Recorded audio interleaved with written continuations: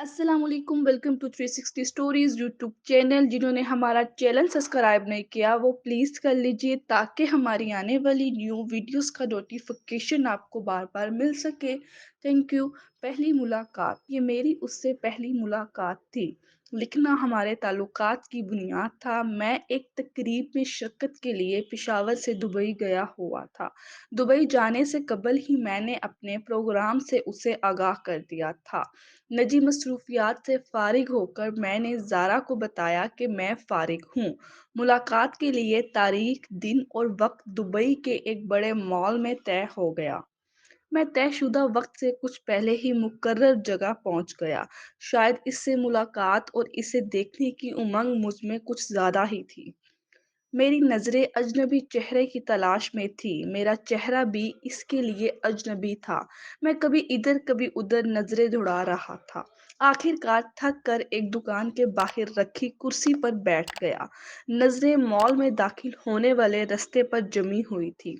ज़हन अपने दोस्त की शक्लो सूरत और शख्सियत के बारे में ताने बाने बन रहा था। कैसी होगी वो, लंबी, पतली, मोटी, बापर्दा या बेपर्दा? चश्मा लगा होगा या नहीं, आएगी भी या नहीं, कहीं कोई बात तो ना हो गई हो, कोई परेशानी ना निकल आई हो, कोई मजबूरी वगैरह वगैरह। मैं इसे उधेड़बन में था कि मॉल में दाखिल होने वाले रास्ते से एक खातून जो तन्हा थी, अबाए में मलबूस रंगीन स्कार्फ के साथ लंबे लंबे कदमों से आती नजर आई। तहतुल श्योर ने कहा कि हो ना हो, यही वो शहकार है जिसका मुझे इंतजार है। चंद लम्हों में हम कुछ फासले पर थे कि आमने सामने आ गए। फासला तेजी से कम हो रहा था। दोनों ने महसूस कर लिया कि हम ही हैं आज की मुलाकाती। सलाम का तबादला हुआ। मैं ज़ारा हूँ, उसने कहा। मेरा नाम समीर है। दोनों के लिए इतना ही तारुफ काफ़ी था। दोनों के चेहरों पर खुशगवार तासरात थे, यानी दोनों ने ही खुशी के साथ एक दूसरे का इस्तकबाल किया। कुछ वक्त इधर उधर चकाचौंध रोशनी में फिर किसी गोशा आफियत की तलाश शुरू हुई। जल्द ही एक ऐसी जगह मैसर आ गई जहां हम एक दूसरे के मुकाबिल बैठ गए। व्हाट्सएप और फेसबुक पर एक दूसरे की पोस्ट पर कमेंट या लाइक करने वाले आज सालों बाद आमने सामने थे। ज़ारा अपनी फैमिली के साथ काफ़ी अरसे से दुबई में रह रही थी।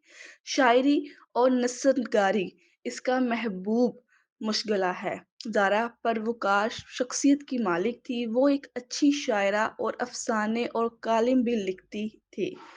हमारे दरमियान सोशल मीडिया पर लिखना कदर मुश्तरक और दोस्ती की बुनियाद था। सोशल मीडिया पर किसके कितने दोस्त हैं और दोस्ती की नौइयत क्या है, किसी को कुछ मालूम नहीं होता।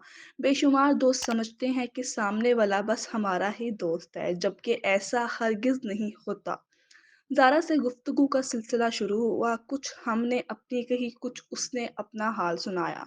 लिखने की बातें हुई, शायरी ज़ेर बहस आई, इशियार का तबादला भी हुआ। दुबई में एक ऐसी साहिब भी थे जो हम दोनों के दोस्त थे। मैं इनसे फासले पर था, इसलिए मैंने इन्हें कभी नहीं देखा था। सोशल मीडिया ही हमारे ताल्लुक की बुनियाद था। वो ज़ारा के भी दोस्त थे, शायद दोस्त से भी बढ़कर ताल्लुक था। मुझे अपनी इस दोस्त से मुलाकात के बाद बन्नी साहिब से मुलाकात के लिए जाना था। वो एक ऑफिस में बैठा करते थे। ज़ारा, इसे गुफ्तगू के दौरान बन्नी साहिब का जिक्र भी निकल आया। मुझे नहीं इल्म था कि ज़ारा भी इनकी दोस्त और ज़्यादा करीब है। इसने कहा कि चलें यहाँ से इनसे मिलने चलते हैं। ज़ारा ने इसी वक्त बरनी साहब को फ़ोन में लाया, सलाम दुआ की और मेरा बताया कि मैं पेशावर से आया हूँ और ये कि हम दोनों आपसे मुलाकात के लिए हाजिर हो रहे हैं। ज़ारा के तासुरात से लगा कि वो कदर खुश हुई गुफ्तगू और इनके मुस्बत जवाब से। टैक्सी ली, बरनी साहब के दफ्तर पहुंच गए। इसके कदम बता रहे थे कि वो यहाँ आते रहते हैं। जैसे जैसे कदम आगे बढ़ रहे थे, ज़ारा के चेहरे पर खुशगवार तासरात का इजाफा हो रहा था। دفتر میں داخل ہوئے بنی صاحب نے ہمیں دیکھا تو اپنی سیٹ سے کھڑے تو ہو گئے، گلے بھی ملے، لیکن محسوس ہوا کہ ان کی نگاہیں زارا کا تعقب کر رہی ہیں۔ ان کی آنکھوں میں چمک اور خوشی ہے۔ زارا کا انداز بتا رہا تھا کہ وہ اس دفتر میں بخوبی آگاہ ہے۔ وہ ایک طرف بیٹھ گئی اور ہماری گفتگو میں زیادہ مخل نہیں ہوئی۔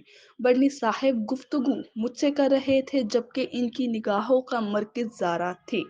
یہ کوئی خاص بات نہیں تھی، ساتھ کام کرنے والوں کے مابین اچھے تعلقات ہو ہی جاتے ہیں، لیکن اگر تعلقات مخالف جنس کے ساتھ ہو تو ان میں احتیاط لازم ہے۔ بدصورت دیگر لوگ تیکھی نظروں سے کچھ کہانی گھڑ لیتے ہیں۔